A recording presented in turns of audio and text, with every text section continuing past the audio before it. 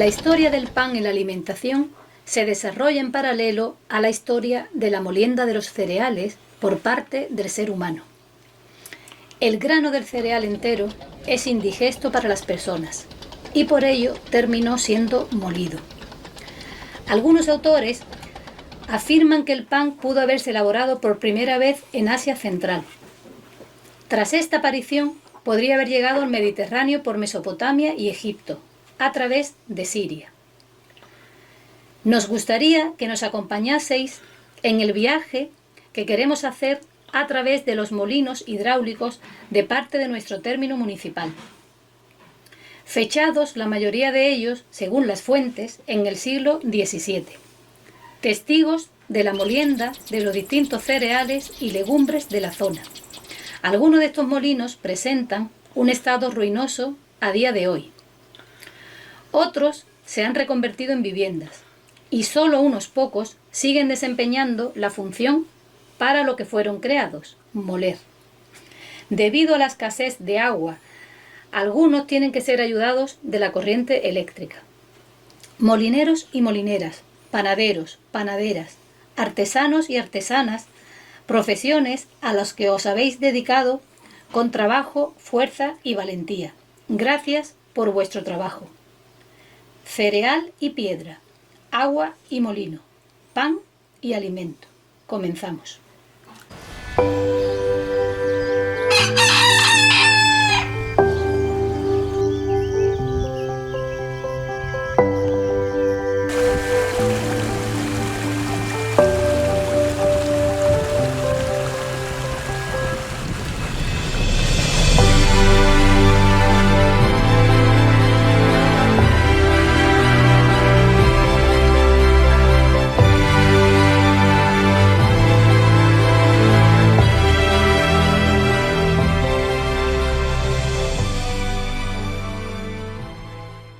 Todo un referente en nuestra comarca es Juan Martínez Ros y su mujer ya fallecida, Antonia Jiménez Valencia, tercera generación en elaborar el conocido como pan de Pelayo. La molienda del trigo la hacían en los molinos de Guadalmesí y en el molino Escalona. Los fundadores de esta panadería fueron Juan Martínez Labrador y María Concepción Andrades Rodríguez. Juan nos recibe en Pelayo, en su casa. A sus 95 años muestra una gran memoria y lucidez. Esto es lo que nos contó. En primer lugar, Juan, nos gustaría saber quiénes fueron los fundadores de la panadería de Pelayo. Pues esos fueron mis abuelos paternos. Sus abuelos por parte de padre fueron los que fundaron. Es decir, que usted ya era la tercera generación. Que vinieron de Bornos. Ellos vinieron de Bornos aquí. Muy bien. El trigo que vosotros molíais, Juan, imaginamos que lo recogíais de aquí, de los cortijos. A lo mejor en un cortijo comprábamos 6 visitas fanegas o en otro, y así con eso y cuando no el molinero lo compraba, íbamos nosotros y comprábamos la harina allí. Directamente eso es. O bien llevabais el trigo o bien recogíais la harina. Además del trigo, Juan, aquí que usted recuerde en esta zona de Pelayo, ¿se sembraban otros cereales? Bueno, se sembraban, por ejemplo, habas, cebada, pero para el gasto para tenerlo cuando trillaban el trigo, para tenerlo para las yeguas, como alimento para los animales. Ahí está, nada más, pero no para, por ejemplo, uno siembran por ahí cantidades para hacer cerveza y para hacer cosas de esas. Era solamente para el consumo de las casas de por aquí. Porque Pelayo en aquel tiempo, evidentemente, no era lo que estamos viendo hoy en día, ¿no? Bueno, ha cambiado. 3 casas. Esta casa no estaba, ni esa tampoco. Eso de Clavijo, estaba una casa grande ahí, ya está, es lo que había. Y eso ya medio pueblo, todo eso ahí dentro. Que ha crecido mucho, efectivamente. Pero allá abajo no veas tú cómo está eso. Muy bien. El pan de Pelayo es un pan de muchísimos reconocimientos, Juan, muy valorado. Desde su opinión, ¿cuál es el secreto de este pan? Pues yo no creo que eso tenga secreto ninguno. Yo creo que el pan ha sido siempre una cosa natural. La levadura ha sido natural y se ha hecho con que no se ha hecho con química ninguna. No se le ha echado química ninguna clase al pan. ¿De cuántos kilos estábamos hablando cuando usted regentaba la panadería? ¿De cuántos kilos estábamos hablando que podíais hacer en el día, Juan? Entonces, cuando yo me criaba, pues harían... A 100 kilos no llegaba. Que se vendía en los alrededores de Pelayo. Y mi madre que iba, y mi abuela también iba a llevar a Cira también pan. Ya empezaba en una bestia. Sí. En Bestia también nos contaba usted que ibais a los distintos molinos, sí, o a bien a recoger la harina o bien a moler el trigo. En Bestia, sí. ¿A qué molinos ibais, Juan, a moler el...? Pues íbamos al molino de Escalona y al molino de Pacheco y de Celeste de aquí de Guadalmesí. Usted conoce Guadalmesí porque de hecho me parece que usted hizo parte del servicio militar allí. Sí, una temporada estuve allí, sí. Yo iba algunas veces a las fiestas cuando esto de San Pedro, que era muy famoso aquello cuando las fiestas. Pero vamos que a las miles pues porque me tocó ahí allí. En aquel destino, digamos. En Bestia, Juan, un trabajo increíble, porque por donde os movíais para llegar a los molinos y demás eran prácticamente veredas, imaginamos, no era lo que estamos viendo hoy en día. Hoy la pista y carretera no había por ningún lado. Era la vereda que había ahí, y era en invierno, había unos barrizales por algunos sitios, algunas veces que no se podía pasar. Actualmente, Juan, y afortunadamente, la panadería la regenta su familia, sus sobrinos. Siguen vendiendo este pan maravilloso en el campo de Gibraltar. Sí. ¿De cuántos kilos podemos estar hablando hoy en día, Juan, en la ciudad? Pues yo creo que de 300 kilos de pan, más o menos, creo yo que venderán ahora ahí, porque yo, como ahora yo no me acerco a la panadería, no te puedo decir tampoco pero yo creo que sobre eso. ¿Qué opinión le merece a usted otros panes que se venden en determinadas superficies comerciales? Que haya una barra de pan, por ejemplo, que la compremos por 30 céntimos o por, bueno, no sé el precio, pero ¿qué opinión le merece a usted ese tipo de pan? Que es un pan blanco. Yo a eso no le puedo dar valor ninguno hacia mí, ¿eh? Yo, cada uno le puede dar valor que quiera porque lo compran la gente por más barato y es más favorable. No está malo de comer porque yo lo comí algunas veces, pero no es el pan este. Yeah. Es un pan conservado también a lo mejor en cámaras que luego calientan. Nada que ver con el proceso natural que hacéis vosotros de fermentación y todos estos pasos que tenía estos el panes. pan ese viene ya metido en cámara, no sé, el tiempo que llevará eso. Y luego lo sacan aquí en los hornitos esos que hay ahora, lo ponen y se ponen calentito y se pone eso cocurruito y está muy bueno, pero... Sí, pero el proceso evidentemente no es el mismo proceso, claro, como decíamos, ¿no? Desde que se hacía. Usted también nos contaba, Juan, que el hecho de que se hiciera en hornos de leña y con determinada leña también hacía que el pan estuviera con un sabor diferente. La leña siempre le da otro paladar al pan y otro color también. Incluso el color. También el color, le da un dorado más natural. ¿Le ha gustado a usted su oficio, Juan, de panadero? Hombre, yo es que mi oficio no ha sido el oficio panadero, porque yo tenía muchos oficios. Además de panadero. Claro, yo trabajo en la panadería, he trabajado en el campo, con una yunta, he trabajado con Bestia, he trabajado de peón de albañil también en algunas ocasiones, porque nosotros éramos 3 varones, cuando ya la panadería la llevaba mi madre, que se quedó viuda con nosotros chicos, y teníamos que salir a trabajar los varones. Había que emplearse en lo que fuese. Ahí está, echábamos una mano a la panadería, a traer la leña y eso, cuando no teníamos trabajo, y si había trabajo, pues nos íbamos a trabajar los 3 por ahí. Juan, ¿actualmente qué edad tiene usted? Pues tengo 95 para 96. 95 para 96 años. ¿Y qué hace usted para tener esta lucidez y esta memoria? Pues yo no hago nada, yo... ¿Qué te digo yo? Porque yo como he trabajado mucho porque había que trabajar mucho tiempo en los tiempos que yo me criaba. Y comer, pues no creas tú que ninguna gran cosa. Se mataba un cochino en mi casa o 2 a lo mejor al año y teníamos, pero de jamón y eso como ahora que llega Nochebuena y todo el mundo tiene jamón, ya eso no lo teníamos nosotros. Claro. Aquí vive tranquilo usted en Pelayo. Sí, muy tranquilo, muy tranquilo. Aquí en su casa tiene usted unas gallinas, tiene sus gatos, tiene sus perritos, tiene a su familia cerca, se siente acompañado aquí. Sí, sí. Y está aquí a gusto. Hombre, a gustísimo. El campo también es más saludable. Eso también tendrá que ver. Seguramente, porque a mí me salieron trabajo para colocarme en el puerto de Junta Obras del puerto de Algeciras y lo rechacé por el campo. Porque yo tenía animales y sembraba y me gustaba el campo más. Eso, que a usted es que le gusta el campo. Y yo tenía una tía casada con un capitán y un día me llamó porque él sabía que la policía me gustaba a mí también. Me dice, Juanito, ven, pásate por el cuartel que quiero hablar contigo. Digo, bueno, cuando estaba el cuartel de infantería, que ahora es la ruina que hay allí, no sé si saben dónde están, al lado del parque. Al lado del parque, efectivamente. Y me dice, tú te vienes voluntario aquí,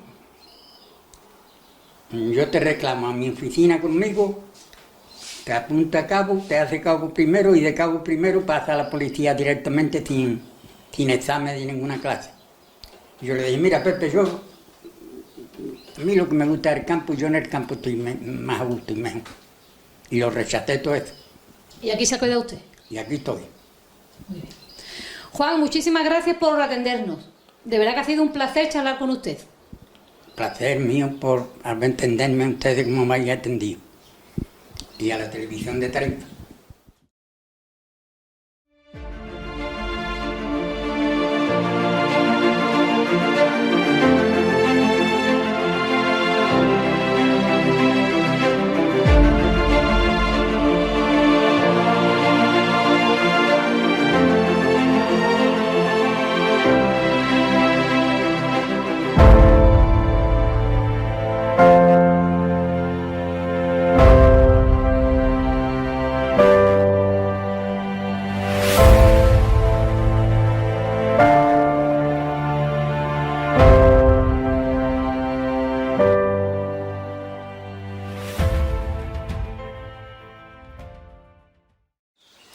Estamos en la ribera del río Guadalmesí.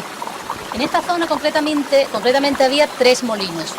El llamado Molino Viejo o de la Vieja, actualmente en ruinas, Molino de Pacheco y Molino de Celeste, que es donde estamos actualmente. Estamos con su propietaria, con Alicia, y nos va a contar un poquito qué era este molino cuando ella junto con Johnny y sus compañeros lo adquirieron y qué es en la actualidad. Lo primero que ha cambiado, Alicia, es el nombre. Ahora es Molino de Guadalmesí, le llamáis. Sí, bueno, lo hemos llamado Molino de Guadalmesí porque de alguna manera define el área en la que estamos. Fue una decisión que tomamos al inicio y así tenemos una página web que de hecho es molinodeguadalmesí.com. Y bueno, pues lo iniciamos como un proyecto de pareja en el que poder hacer un cambio a nivel, a varios niveles, a nivel social, a nivel económico, ecológico, y tomar muy en cuenta todas estas variantes y hacer un lugar diferente. Ahora mismo es un lugar que pues que tiene muy en cuenta el cómo nos relacionamos aquí, porque vivimos varias personas, no solo vivimos John y yo. Él tiene muy en cuenta el cómo cultivamos la huerta, porque lo hacemos todo en ecológico, es decir, no ponemos ningún tipo de pesticida ni de nada que pueda ser contraproducente para la tierra y para nosotros, para la salud. Y también tenemos muy en cuenta la relación con los vecinos, con cómo es nuestra economía, intentar hacer algo de trueque, cuando tenemos más leche pues intercambiamos por algo de fruta, bueno. Y luego es un lugar que se nutre mucho de visitas y de gente que viene a hacer cursos o simplemente a visitarnos y a saber cómo es una posible vida en el campo, ¿no? En el que puedas pues cultivar un poco, el hacer algún arreglo con algo de madera, o el hacer pan, el hacer mermeladas, queso, todo esto, ¿no? También tenemos animales. Sí, que ahora vamos a ir a ver a las cabras también. Lo adquiristeis en 2004, creo recordar. Sí. El molino hablamos antes de que estaba completamente lleno de maleza, nada que ver con lo que os hemos ofrecido de este maravilloso lugar. Muchísimo trabajo y mucho recorrido desde entonces, Alicia. Sí. Bueno, pues han sido, como os comentaba, han sido 10 años, un poquito más de 10 años de volver a darle vida a este lugar, ¿no? Porque estaba abandonado, llevaba tiempo abandonado, hace tiempo que ya el propio molino en sí no funcionaba y cuando llegamos estaba todo en ruinas. El propio molino, todo el techo estaba caído, la cuadra también. La casa de arriba, la casa de la familia que vivía aquí, no se veía apenas, la descubrimos casi desbrozando y bueno, pues fuimos reconstruyendo muy poco a poco. También todo lo que es la parte más de la vegetación estaba muy abandonada, los almendros estaban comidos por la zarza, los gérgenes. Entonces todo lo primero que hicimos fue desbrozar, limpiar, todo aconsejado además por los vecinos. No, ahí lo primero que tenéis que hacer es limpiar, desbrozar, mallar toda la finca y además fue muy bonito porque al inicio fue una manera de conocer el lugar, ¿no? A la gente de la aldea. Conocer la gente, conocer la vida aquí y también conocer el espacio en el que estábamos, ¿no? Porque llegas y no conoces ni las lindes de dónde hasta dónde llega, ¿no? Y luego ya pues después de esto fue ponernos a arreglar todas las ruinas, ¿no?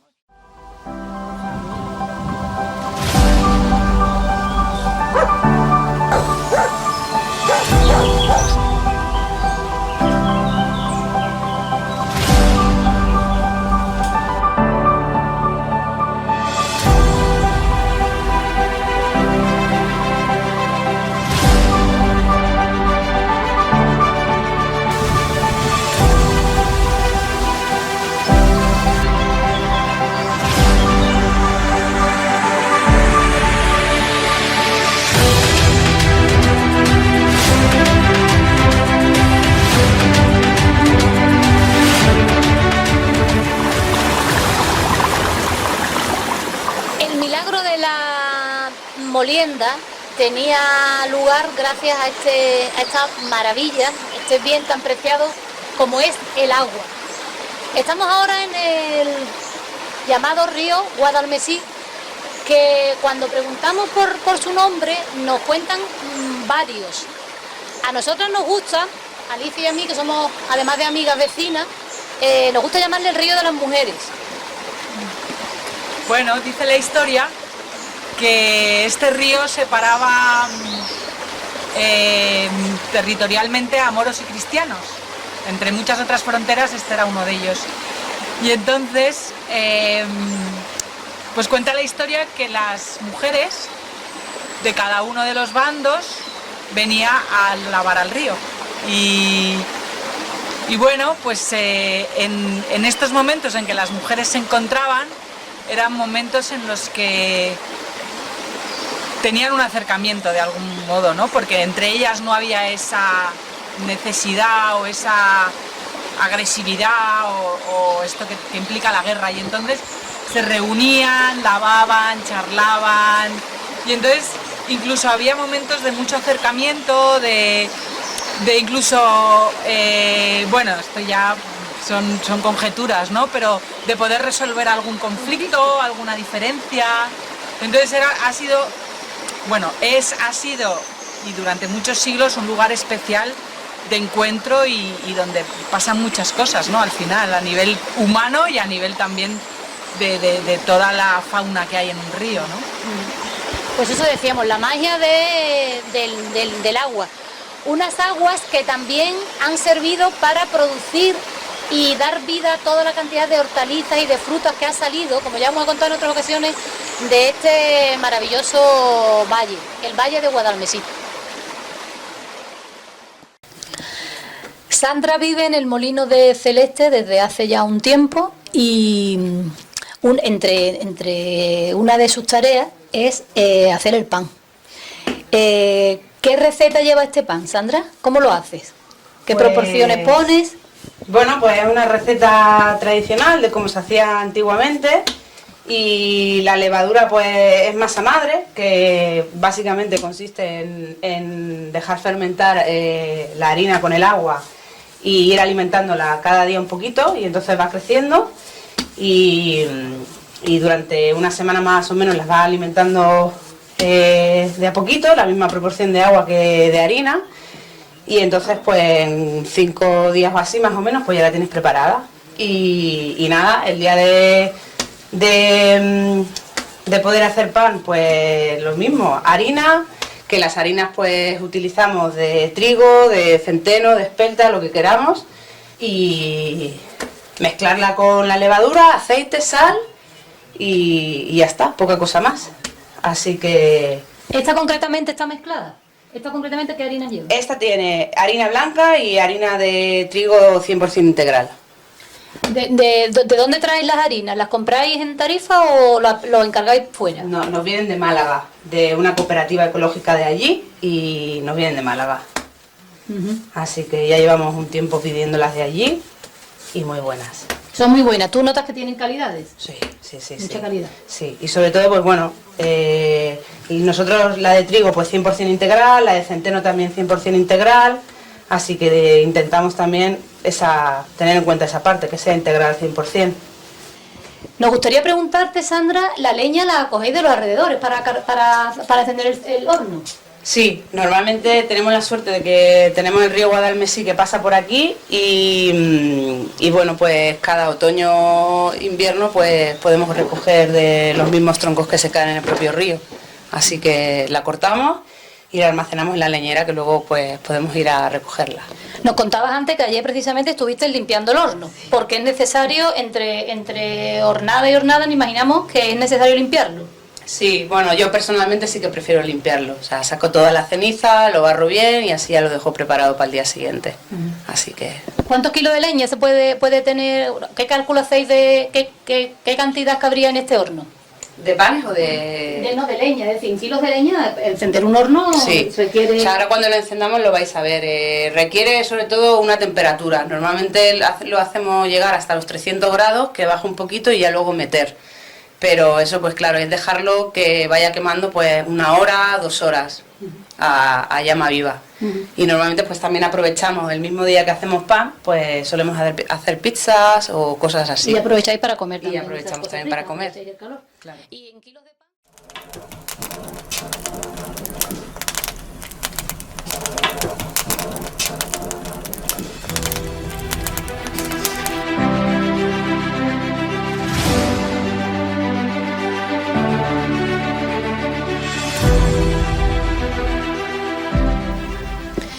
Mientras que el pan sigue reposando, como vemos el horno ha ido adquiriendo ya una temperatura considerable, que lo notamos, Sandra, nada más que con que nos acerquemos aquí. Claro. ¿Cuántos grados puede haber ahí ahora? Más de 300 grados. Más de 300 grados. Sí. Además me has contado al principio, cuando estabas ahí liada amasando, que el que te tengas que poner un pañuelo y ponerte agua en la cara es porque cuando estás trabajando sobre la leña el calor es bastante considerable. Sí, claro. Yo me voy remojando cuando tengo que mover los troncos o voy a meter el pan, porque el calor es asfixiante. Y como te explicaba, pues más de uno o más de una se ha quemado las pestañas. Las pestañas, las cejas, incluso el pelo. Por eso te cubres con el pañuelo. Claro, y te vemos que te vas echando agua de vez en cuando. Sí, eso es.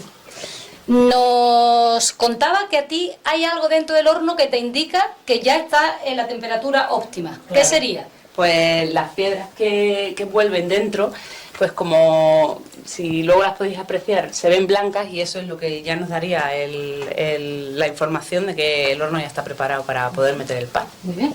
En este momento lo que se haría a continuación sería, has dicho, trasladar la leña hacia una parte del horno y ya proceder a meter el pan. Eso es.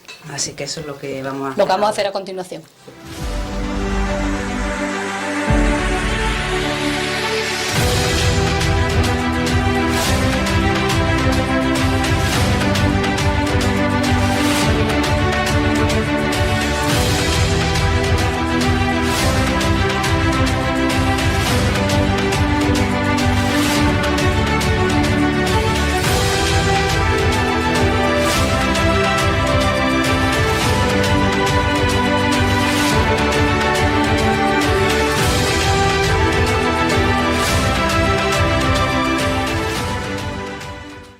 Blas Escalona Palenzuela es el dueño del molino Escalona,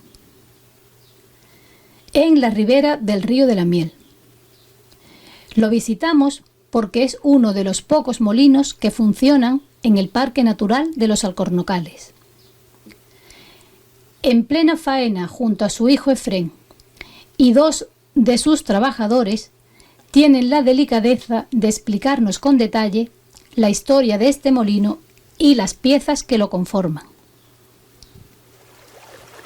En los exteriores paseamos por la Tarjea, acompañados del cálido rumor del agua, y nos adentramos en el denominado Canuto, de exuberante vegetación, atravesando un puente de piedra de estilo medieval, que comunicaba la bahía de Algeciras con Medina Sidonia y la bahía gaditana, que las leyendas dicen que dominaban salteadores y bandoleros. Contemplamos también las ruinas del bello molino del Águila. Blas, muchísimas gracias por tu tiempo y por atendernos antes que nada. Nada, un placer. Blas, propietario en la actualidad, como decíamos, del molino de Escalona, que es una singularidad también porque creemos que es el del Parque Natural de los Alcornocales, creemos que es el único molino que está en funcionamiento. Sí, está en Tarifa también hay algunos, pero están ahí que funcionan de vez en cuando, no sé, cuando hay agua o cuando... El único que hay en funcionamiento, digamos, en plan industrial es nuestro. Según lo que tú has podido estudiar sobre vuestro molino, de la fuente que tú has consultado, Blas, ¿cuál es la procedencia, cuál es la historia del molino Escalona? Bueno, este molino ya tiene pues más de 250 años que se sepa, porque en el año 1768 era propiedad del presbítero, el cura de los barrios, que en su testamento pues lo dejó escrito, se encontraba en esa fecha, se encontraba en ruinas. Y él en su testamento pues dejó escrito que se le concediera todos los años, por el día de San Francisco de Abad, una misa cantada, después de su fallecimiento, y entonces se escrituró por primera vez en el 1879, y ahí está registrado, porque el registro de Algeciras fueron unos años antes cuando se inauguró. Y entonces ya desde entonces pues ha tenido varios dueños, entre ellos uno fue el alcalde de Algeciras, Emilio Santacana, y otros varios dueños, y por último fue la Water Company, Andalucía Water Company, que era una compañía de agua que suministraba el agua aquí a la ciudad de Algeciras. Entonces cuando la guerra, esta compañía se fue, cuando la guerra de España se fue, y mi abuelo estaba en esa época, lo tenía arrendado. Y luego pues ya mi padre, pues con el administrador de la Water Company, pues llegó a un acuerdo y se lo compró. Le hizo un documento, lo compramos, y después hemos estado sin escriturarlo hasta ahora, hasta hace unos años, que hace poco, hace 2 años, que lo he escriturado yo ya, lo tengo ya mi nombre. Este molino muele gracias a las aguas del arroyo de la Miel. Sí. Un arroyo que lleva agua prácticamente todo el año, ¿verdad? Sí, es un río, porque si fuera un arroyo mejor no tendría agua todos los años. Es un río y siempre tiene agua, más o menos siempre tiene. En función de lo lluvioso que sean en las estaciones. Nunca se queda seco, siempre tiene agua. Otra singularidad de este molino tan bellísimo como es el molino de Escalona es que tiene 3 asientos. Sí, tiene 3 asientos, actualmente nada más que funciona uno con el agua, porque tampoco hay tanta agua, cada vez menos agua, y los otros 2 pues, uno de ellos puede utilizarse con agua, pero como es poca pues no se utiliza con motor eléctrico, y el otro también es eléctrico. La venta de harina, además de al campo de Gibraltar, suponemos que la venta, la mayoría se vende en el campo de Gibraltar, pero también se extiende a otros lugares. Sí, casi por toda la provincia de Cádiz y parte de Málaga, y también así poca cosa, pero vamos, también mandamos fuera gente que me llaman de Madrid o de otras partes de Valencia, incluso de Canarias me han llamado pero más bien son los hindúes, les gustan la harina para hacer de chapati, que para hacer unas tortas que se llaman chapati, y es una harina de trigo duro, muy fina, que ellos la usan para las tortas, y yo se la mando por transporte. Esto también se supone que es gracias al que podáis usar las tecnologías para, digamos, para estos tipos de encargos y este tipo de cosas que son cosas nuevas que antiguamente no se hacían, ¿verdad? Claro, la gente, pues ellos me conocen ya, ¿no? Me habrán visto por, no sé, por internet o por lo que sea, y me llaman y me encargan de hacer los pedidos. Bueno, Blas, pues nada, aquí queda tu testimonio. Consideramos que, por supuesto, el Molino de Escalona era uno de los que tendrían que estar en este documento que estamos haciendo, y desde aquí te agradecemos muchísimo pues que nos cuentes sobre el precioso Molino de Escalona. Pues nada, pues muchas gracias a vosotros por hacer la entrevista esta, que me gusta mucho. Muy bien, muchas gracias.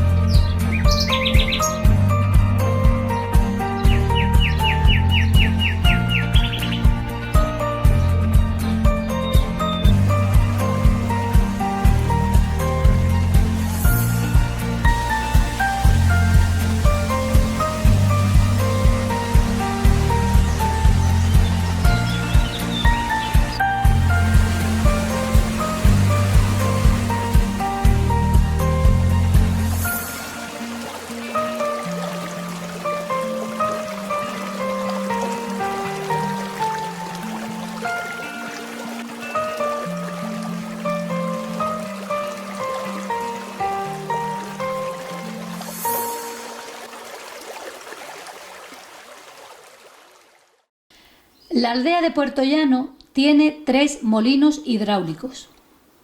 Son los llamados molino de arriba, molino de en medio y molino de abajo. Estos 3 molinos cogen el agua de la llamada Garganta del Rayo. Esta garganta no pudo ser intervenida como se pretendía. Vecinos y ecologistas lucharon en el año 1988 para que no ocurriera. Fue la denominada Guerra del Agua. Estamos en el molino de en medio, junto a su propietario, Luis Gil Silva, hijo de José Gil Núñez y de Ana Silva Triviño.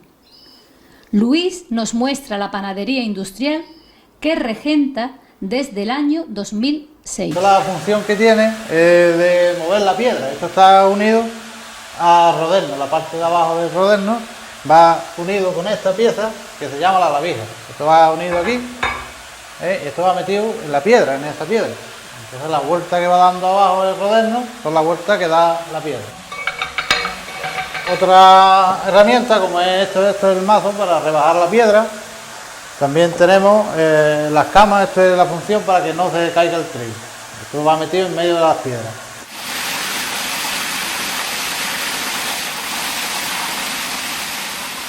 Es un molino maquilero, aquí de toda la vida.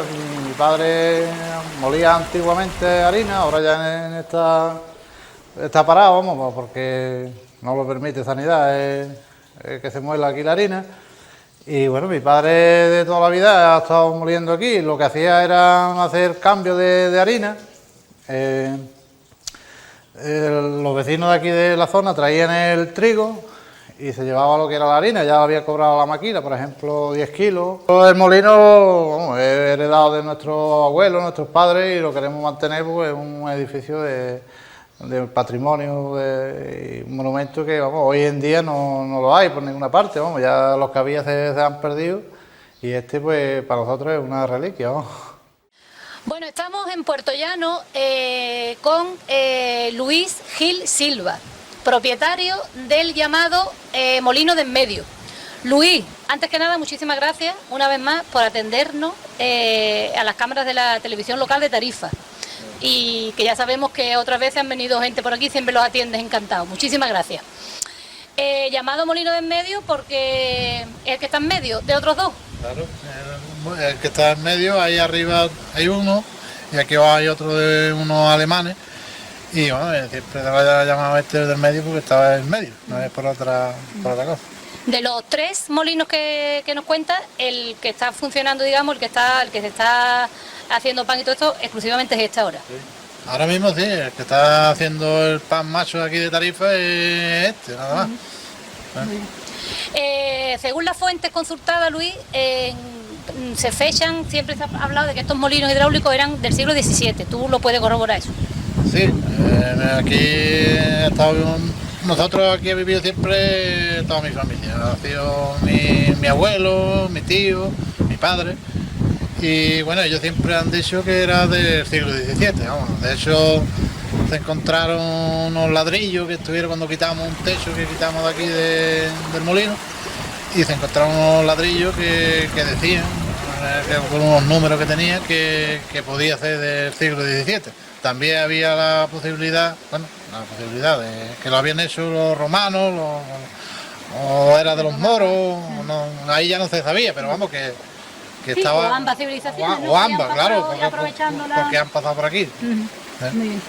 Estos molinos se han nutrido siempre, se siguen nutriendo de la llamada garganta del Rayo, que está aquí arriba. Sí, es una garganta que la verdad que siempre ha sido muy buena de agua, y bueno, siempre se ha molido con el agua del molino, con el agua de esta garganta. De hecho, estamos hablando que este caudal que está bajando, que ahora la cámara tomará imágenes de ella, se mantiene igual en invierno y en verano. Hombre, en invierno cogerá más agua, evidentemente. Bueno, sí, en invierno siempre coge más, con la lluvia siempre coge más agua, pero vamos, que se mantiene todo el año. Es una garganta con sí, un caudal estable. Un caudal estable, baja un poco, pero vamos, siempre lleva más o menos la misma cantidad. El molino original, digamos, el que trabajó siempre tu familia y tus padres, eso ahora mismo no está moliendo. No, ahora mismo no está moliendo porque no lo permitía Sanidad por el tema de la panadería y tal, pero vamos, está montado tal y como antes lo tenía mi padre, y vamos, yo voy a intentar de que siga así, porque es una tradición de toda la vida. Muy bien, muy bien. ¿Y tú has reconvertido el negocio de alguna manera? ¿Montaste una panadería industrial? ¿Que lleva cuántos años con ella? Sí, llevo desde el 2006, la monté, y bueno, hasta ahora pues vamos, está funcionando más o menos. ¿Cuántos kilos aproximadamente de pan elaboráis, Luis? Eso depende también de la fecha, ¿no? Por ejemplo, en el verano se desborda porque con el turismo, pero aproximadamente unos 300, 400 kilos diarios o 500, pero vamos, también los fines de semana se trabaja más, pero vamos, es más o menos esas cantidades. Entendemos que tú no vendes solo a Tarifa, tú vendes también en zonas del Campo de Libertad o exclusivamente en Tarifa. No, yo vendo por todas partes, incluso mando hasta muchos giros a gente de Barcelona, de Madrid, por el correo, que te lo pide y nosotros se lo mandamos donde quiera que nos lo pide. Nosotros repartimos también por Algeciras, Facina, Teivilla, Bolonia, ¿no? Toda la zona de aquí del Campo de Libertad, donde nos llama y estamos. Ahí estáis, estupendamente. Bueno, pues muchísimas gracias, Luis, por atendernos, como te decíamos. Para nosotros es un orgullo sacar, por supuesto, los 3 molinos de Puerto Llano, que siempre han sido tan conocidos en Tarifa, y este testimonio tenía que estar en este documento, por supuesto.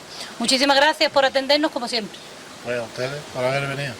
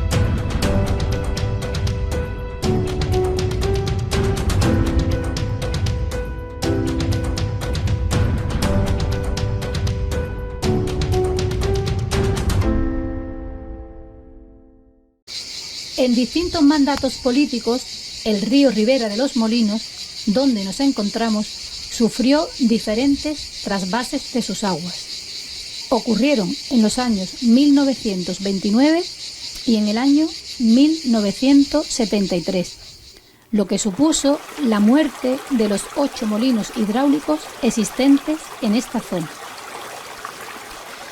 José Chico Linares nos habla desde el molino del Trampal, el que fuera propiedad durante muchos años de su hermano Juan Chico Linares y su mujer Andrea Rojas Peinado.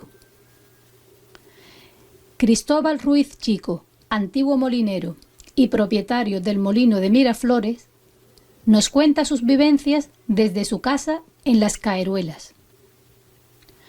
Los 6 molinos restantes de esta ribera eran Molino de Ortega, Molino San Pedro, Molino El Conde, Molino del Algarrobo, Molino del Moscoso y Molino Adrián. Estamos con José Chico Linares. Concretamente estamos en el Molino del Trampal número 8. Propiedad, Pepe, de Cervera, de los Cervera, y después pasó a mi padre, Rafael Chico Delgado. Y aquí está, porque lo compró un extranjero, y aquí está la ruina y no la han hecho nada. Y no lo han arreglado. Porque no lo dejan las zonas econocales y todas esas cosas son problemas. De estos 8 molinos, José, concretamente, Molino del Trampal y Molino de Adrián, de más hacia abajo, era de Rafael Chico y Ahí de está. Luz Linares. De los Linares, que eran mi padre y mi madre. Y su madre. Muy bien. Estos molinos, concretamente, el Molino del Trampal y Molino de Adrián, no cogían el agua directamente del río, las cogían haciéndose la presa de agua. En el Moscoso hacían una zúa y ya cogía el río y venía el molino. Porque estos no estaban... Hay que darle al agua, había que darle su corriente para que llegara, a veces había que darle su corriente, si no, no llegaba. Se hacía la zúa allá arriba, que yo tenía un trabajo. ¿Cómo? Piedra, de tierra. Eso le iba a preguntar, José, ¿cómo se hacía la zúa? La zúa con piedra y echándole tierra. Que hoy la hacen de más pastoría que lo bueno. Pero antes, antiguamente, pues, había que echarlo así porque no había tampoco para hacer zúa. Y eso es lo que había. Y de hecho, usted hacía la zúa junto con... Bueno, todo lo de las huertas y todo íbamos.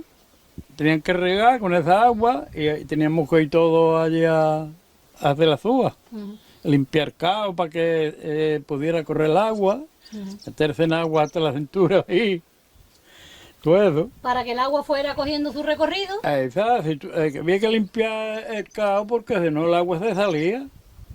Y limpio ya cogía ese chorro de agua y para abajo venía a este molino, ahí aquel de abajo también.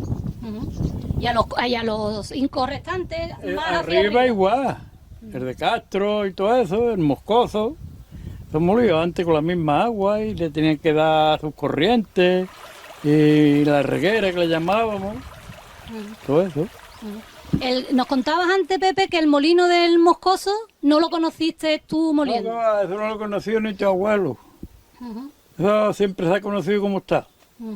Y una presa que hay aquí en la huerta trampada, eso igual. De cuando ese molino funcionaba, digamos. Ahí está. El río de Ribera de los Molinos, ¿de qué garganta se abastece? ¿De qué dónde coge? Eso venía de Carrizales. Del agua de las gargantas de Carrizales. Ahí está, venía de los calabozos, venía el chivato, le juntaban todo aquí abajo y ya la canalizaban por el cabo. Esa canalización de agua, esos trasvases de agua, supuso, la muerte de todos estos molinos. Claro, claro. Y lo malo fue eso, que ya se la llevaron todas. Si no estuviera seguido funcionando, sembrándose como siempre. Pero lo dejaron sin agua, ahí había naranjo por todos lados. Tenía la huerta de ustedes, la de Cervera, la de mi hermano. Eso tenían todos naranjos. Le quitaron el agua, pues ya eso se perdieron. Otros los arrancaron. Porque el agua es lo que le da a todo. Si no hay agua, cuando menos los naranjos. Eso hay que criarlo con agua.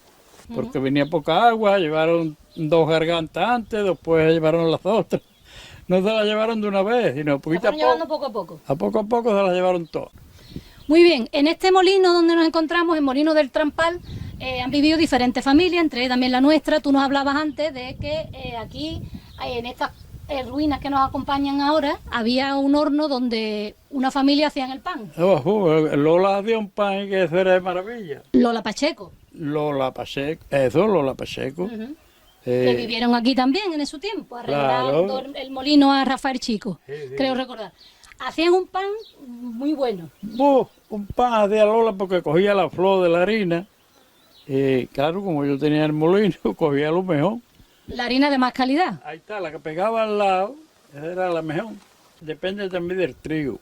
El trigo tiene que ser un trigo que venía a Capelli, que eran unos granos que parecían piñones.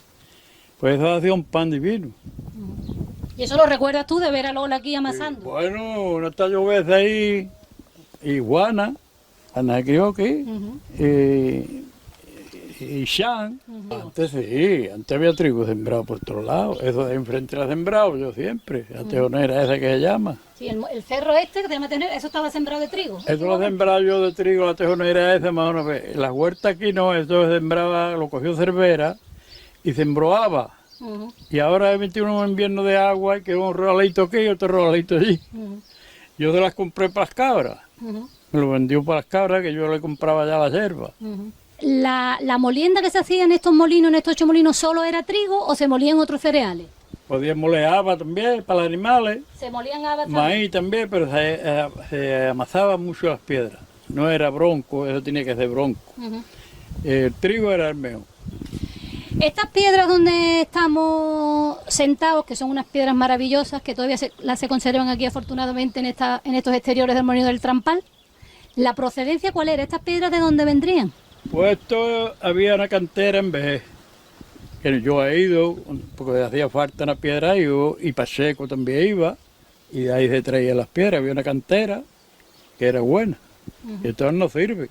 El mantenimiento de las piedras, picar las piedras se llamaba, lo hacía abuelo, lo hacíais vosotros, lo hacía... Eso había muchos que lo hacían con un puntero y un martillo, y la ponían como tenían que ponerla para poder moler. Porque eso venía en bruto cuando se traía, pero eso lo tenían que arreglar luego. Yo tenía un trabajo grande, no sé qué tú que... Se movían Eso de arreglarlo así, con un puntero y un martillo... Eso tiene miga, yo no lo he visto, pero eso es arreglado así.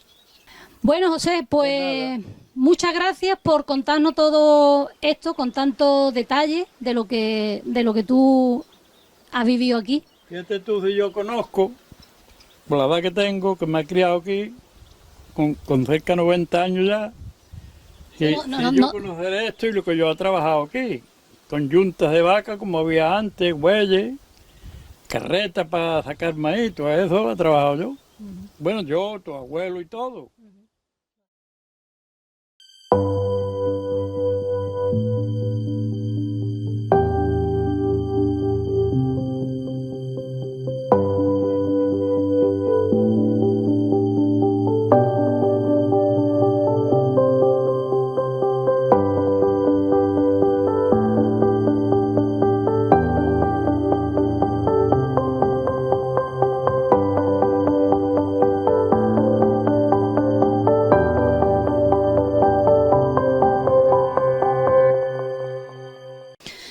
Seguimos recogiendo testimonios de las distintas personas que han trabajado en el oficio de molineros. Estamos ahora mismo en Las Caeruelas, en un precioso patio, propiedad de Cristóbal Ruiz Chico y de María Velasco, que nos atienden, como siempre, encantados de contarnos pues todas las vivencias que ellos han tenido. Cristóbal Ruiz es hijo de molinero. Su padre adquirió el molino Miraflores en la Ribera de los Molinos, uno de los molinos de los 8 que hay en todo ese recorrido. ¿Miraflores? Miraflores, molino de Miraflores. Lo adquirió tu padre. Mi padre en el 1955. En 1955. Vosotros erais de Las Caeruelas y os desplazasteis a Ribera de los Molinos al molino de Miraflores. El molino de Miraflores. ¿Y tú te acuerdas qué edad tenías tú cuando fuiste para allá? Yo tenía 14 años. 14 años. Desde entonces tú recuerdas ver a tu padre trabajando en la molienda del molino. En el molino, y yo trabajé también repartiendo harina por ahí. Molino de Miraflores es un precioso molino que se riega, como decíamos, de la ribera de los molinos, que nace en el nacimiento del río. ¿Dónde lo situáis? En el río La Palanca. Río La Palanca y Garganta del Cibato, se cogía y Carrizales. En verano, cuando había menos agua, se cogía el agua de esas dos gargantas por mediación de unos cajones. No, como entonces no había tubo ni nada de eso, pues se hacían unos cajones de tabla y por ahí se pasaba el agua al cao. De los 8 molinos existentes nos han contado otros testimonios que había 6 concretamente en la ribera del río y 2 que eran el molino del Trampal y el molino Adrián, que se llevaba con la presa. Exactamente, eso iban con la presa. Exactamente. Pero- no era el caso de Miraflores. Miraflores estaba como los demás en la misma ribera. Exactamente, y molían a agua corriente. ¿Agua caliente qué significa? Corriente quiere decir que no había presa, que con el agua que entraba tenían fuerza para moler. ¿Molino de Miraflores tenía un asiento o 2 asientos? En sus tiempos tuvo 2 asientos, pero yo no lo conocía eso. Cuando nosotros fuimos allí, ya lo que había era un asiento. Te refieres a tu padre ya, ¿no? Ya tu padre molió siempre con un asiento. Un asiento. Tú nos contabas, pues yo he repartido mucha harina por los alrededores. ¿Hasta dónde llegaba la venta de harina? Llegaba hasta Arroyo Viña, Arbujeo llevábamos nosotros harina, Ajá. a Bolonia. Hasta Bolonia incluso, porque Bolonia también tenía molinos, pero Sí, también pero llevaba ahí. llevábamos nosotros, teníamos caseros allí. Y toda la costa de Tarifa para arriba, vamos, a todas, no es que éramos nosotros solos, pero que la repartíamos en muchos sitios. Eran, como siempre nos han contado, estos testimonios tan importantes que nos dais siempre, cereales de mucha calidad. Era un trigo, antes nos contaba José Chico, un trigo de mucha calidad, porque, bueno, pues porque tenía buen regadío, Claro, y claro. se cuidaba Se bastante. cuidaba que bastante, era- claro, estaba el trigo Capelli y estaba el Barbilla, que los dos se molían. Esto evidentemente repercutía en que el pan que se hacía era un pan también de mucha calidad, Claro, de mucha calidad, claro. porque la materia prima, digamos, era muy Claro, buena. era muy buena.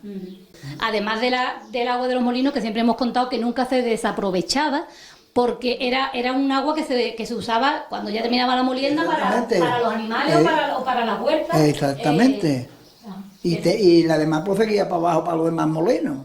Para los demás molinos y para los demás huertas. Y para las demás Eso es huertas. muy importante siempre que lo resaltemos, ¿no? Que no era un agua que se seguía usando de Sí, molino sí, en molino sí. y para la huerta. Exactamente. ¿Qué ocurrió para que todos esos molinos se parasen? Pues que se llevaron las aguas para el pueblo. Don Juan Núñez se llevó las aguas, que era alcalde de Tarifa. Y hubo una reunión, porque los molinos tenían su agua declarada, diremos, para moler. Y el alcalde propuso de eso, que la tenían que llevar y indemnizar.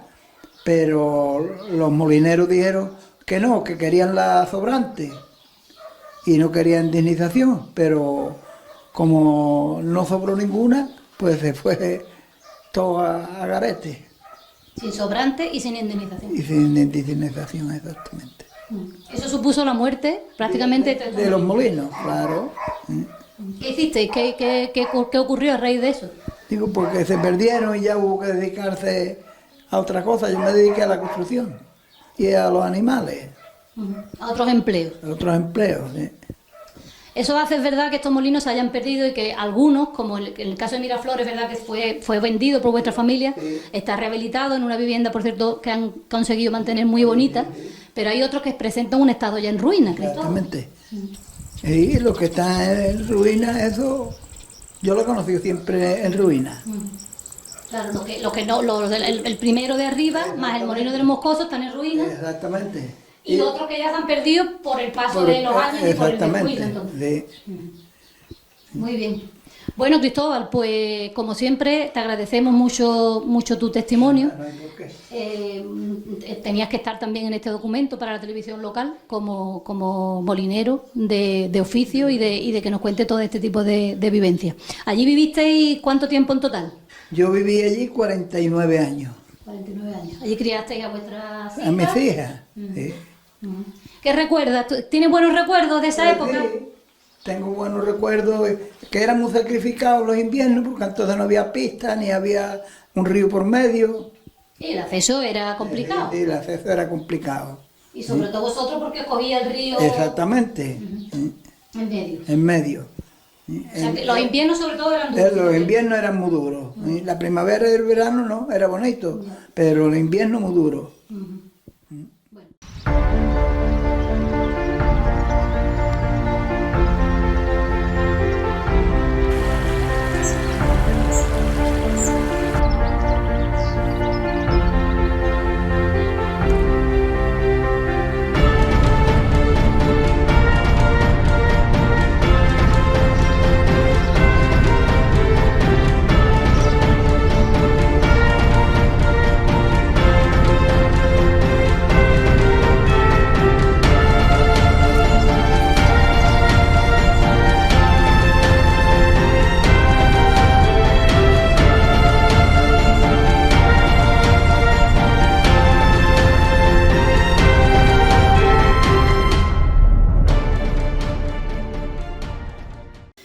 Gracias a Mario Álvarez Osorio, podemos adentrarnos en la historia de los molinos hidráulicos de Facinas. Esto es lo que nos ha contado. Mario, antes que nada, muchísimas gracias por tu tiempo, por venir hasta aquí y por ilustrarnos sobre estos molinos.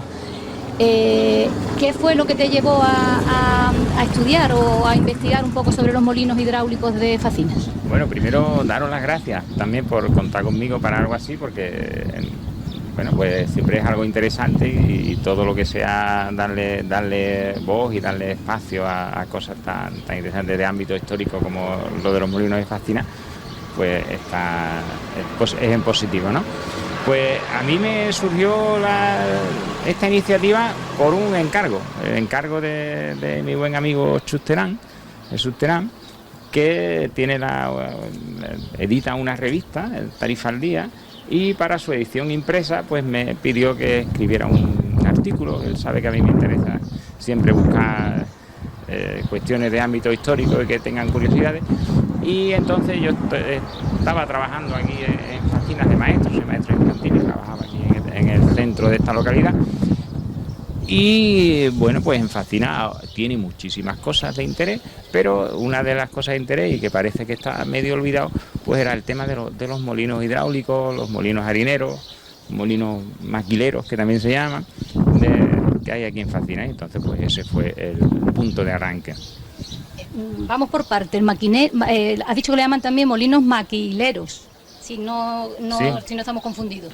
¿Por qué era? Por la maquila, que al parecer era una cantidad que se quedaba al molinero cuando hacía la Claro, maquila. la forma, digamos, de pago, el dinero, aunque existe desde hace mucho tiempo, pero todo el mundo sabe que en las zonas rurales el tema del dinero no siempre se ha llevado. Entonces, una manera que había de pagar al molinero era que el molinero se quedara con parte de la molienda, de la harina que sacaba después de que le llevaran el trigo. Entonces él se quedaba con una parte y esa parte se llamaba la máquila, y de ahí el nombre de molinos maquileros. La energía del agua evidentemente depende de la altura y de la caída. Aquí había en concreto, nos has contado, 6 molinos. Sí, aquí había 6 molinos y esos molinos estaban agrupados 2 a 2 con una organización muy peculiar, porque lo que se hacía era que se recogía el agua que viene desde la parte alta de aquí de la Sierra de Fate, ¿vale? Aquí hay una agua, de hecho hay agua que dura todo el año, ¿no? Ahí está la fuente de las Cabrerizas en la parte izquierda y la fuente de la Mesta en la parte derecha, y ese agua está durante todo el año circulando. Y luego hay pues muchos pequeños regajos que también y tal. Y esos molinos pues aprovechaban ese agua de la Sierra de Fate que de por sí sola a lo mejor cualquier regajo no era capaz de mover un molino, pero lo que se hacía era juntar todo el agua de los distintos regajos mediante acequia y embalsarla, y de esos pequeños embalses o albercas, pues ya cuando había suficiente agua, pues se conducía por medio de, seguimos con acequia, hasta el cao del molino, que era el tubo grande, porque cada vez se iba haciendo más estrecho, el interior del tubo cada vez era más estrecho, de forma que el agua fuera cogiendo más fuerza, tuviera más empuje, y ese agua ya sí era capaz de mover un molino. Y cada alberca daba servicio a 2 molinos. Entonces los 6 molinos de Facinas están organizados de 2 en 2, y antes de cada par de molinos tiene su respectiva acequia. O presa, Su respectiva presa o alberca, balsa, también, ¿vale? Que Este es el portillo de paso de la balsa, que es donde estamos nosotros ahora mismo metidos. Lo que pasa es que está muy colmatada. Y aquí tenía, todavía está esta madera, que era la que, abriéndola hacia arriba, le daba paso al agua hacia la acequia, que termina en el cubo del que sería el molino número 5. Y se ve precisamente esta jamba, esta piedra fantástica, magnífica, horada aquí arriba, para poder meter la madera, trabajada a mano, porque cualquiera sabe el tiempo que tiene esto. Es verdad que es una singularidad esto de que estuvieran agrupados de 2 en 2, Mario, porque eso no es verdad que no lo hemos visto en otras zonas, y eso es verdad que ocurre aquí en la localidad de Facinas.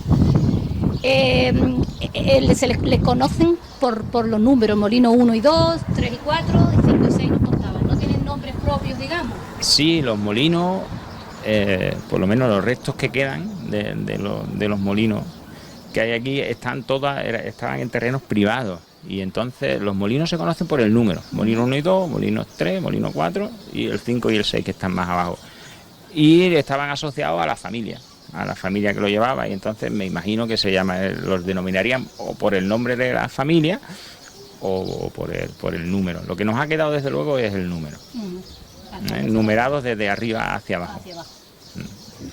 La construcción las construcciones alrededor del molino parece que era una seña de identidad de cómo fue creciendo la localidad.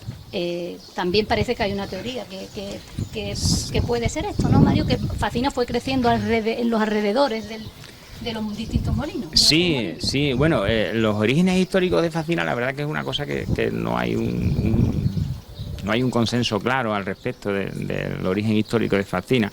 Lo que sí es cierto es que la parte de abajo de Facinas se le denomina bico, y entonces eso nos hace pensar en el término vicus, que viene del latín, que es una pequeña entidad, digamos, poblacional, ¿vale? Muy probablemente la parte de vicus de Facinas de abajo lo que sería un cruce de camino de la antigua vía romana, la vía Heraclia, ¿vale?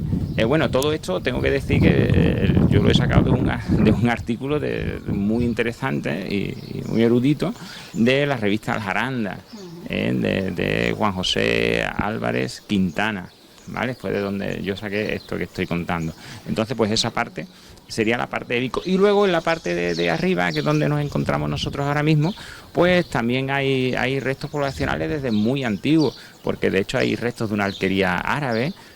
Si queremos irnos todavía incluso mucho más atrás, hay dólmenes, hay menires, hay tumbas antropomorfas, ¿vale? Que estamos hablando de población prerromana también. Es decir, que en las dos partes, tanto la de arriba como la de abajo, hay restos de población humana de antiguo, ¿vale? Lo que sí es cierto que Facinas ahora mismo es una sola. O sea, está unida la parte de arriba y la de abajo. Y ahí es donde creo yo que tienen su lugar los molinos. Es decir, estos molinos, que no sabemos a ciencia cierta en qué momento empezaron. Se construyeron los primeros molinos.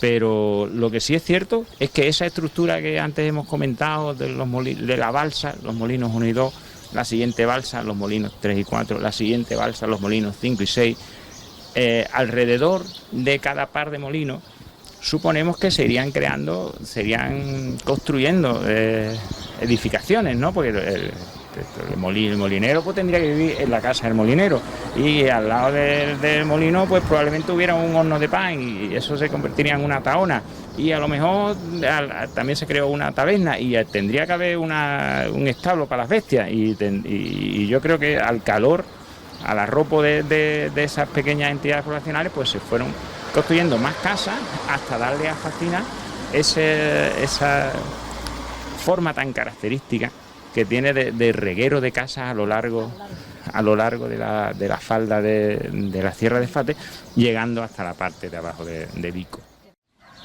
Mario, entonces nos contabas que esto era, claramente se ve la estructura que es como un arco, que lo tiraron a propósito para preservar lo que es el llamado cubo del molino. Sí, creo que sí, que la idea era, es el único arco que había, se ve perfectamente la estructura, que al final hay un único arco que ya comunicaba la tarjea con lo que es el cubo.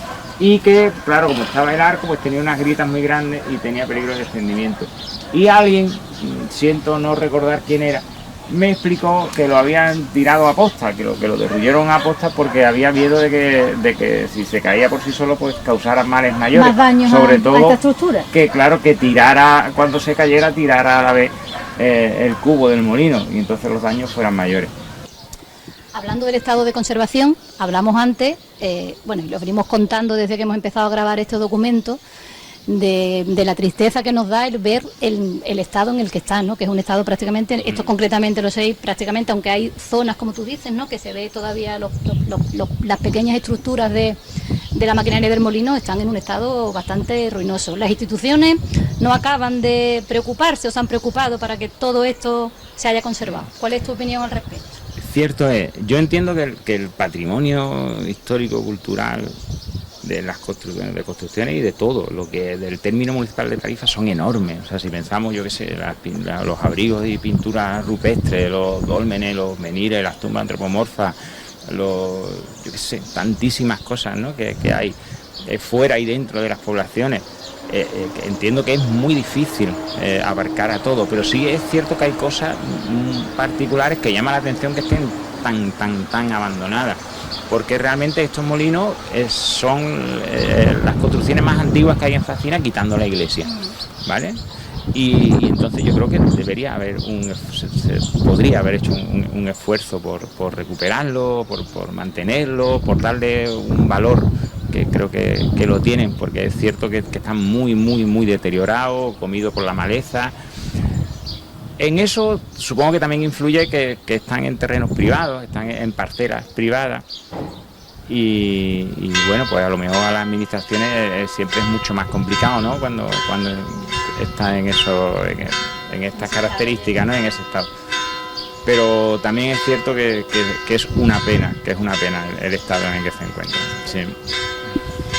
Bueno, pues como decíamos, aquí queda el testimonio de Mario Álvarez Osorio, que nos ha ilustrado perfectamente sobre el estado, el inicio de estos maravillosos molinos hidráulicos, que luego en un paseo daremos cuenta a la cámara, a la televisión local, el estado en el que se halla. Muchísimas gracias por atendernos, Mario. Gracias a vosotros, ha sido un placer.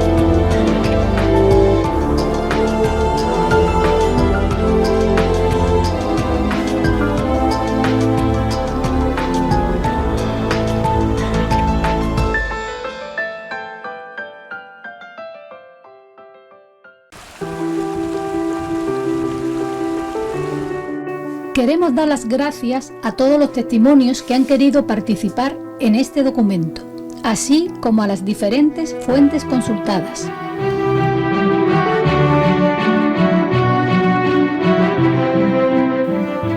Nos han hecho acercarnos a nuestra historia local, esa que no deberíamos olvidar nunca.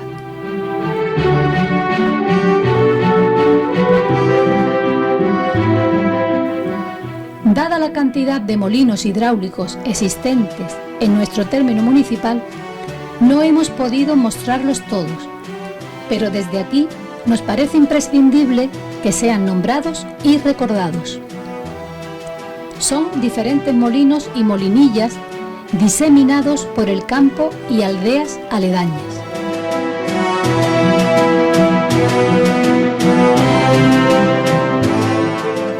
Son los siguientes: el molino del cura, en el río Jara, cerca del Cortijo de Turrao. Un molino y una molinilla en el arroyo de la Canaleja. Un molino en Salada Vieja. El molino del Mastral, en el Realillo. 3 molinos en la finca La Haba. 2 molinos en la finca Aztecar. El molino de San José del Valle. Los molinos del arroyo El Moro, cerca de Atlanterra. Un molino en Dulcenombre. 4 molinos en la Garganta Las Piñas. Y 3 molinos en el río Vega. Los llamados molino del Duende, molino del Cortijo Los Guijos y una molinilla.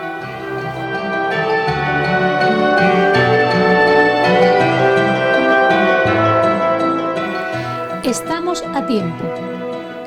No estaría de más que las diferentes administraciones y ayuntamientos hicieran el esfuerzo de rescatar de sus ruinas alguna de estas joyas. Buscar de nuevo los cauces para que queden las aguas como estaban y que sirvan para poner en marcha los mecanismos de estos artefactos ingeniosos, haciendo girar sus piedras de nuevo. Las generaciones venideras podrían conocer y disfrutar cómo era el trabajo de sus abuelos, y nuestras generaciones volver a ver a los molinos moliendo.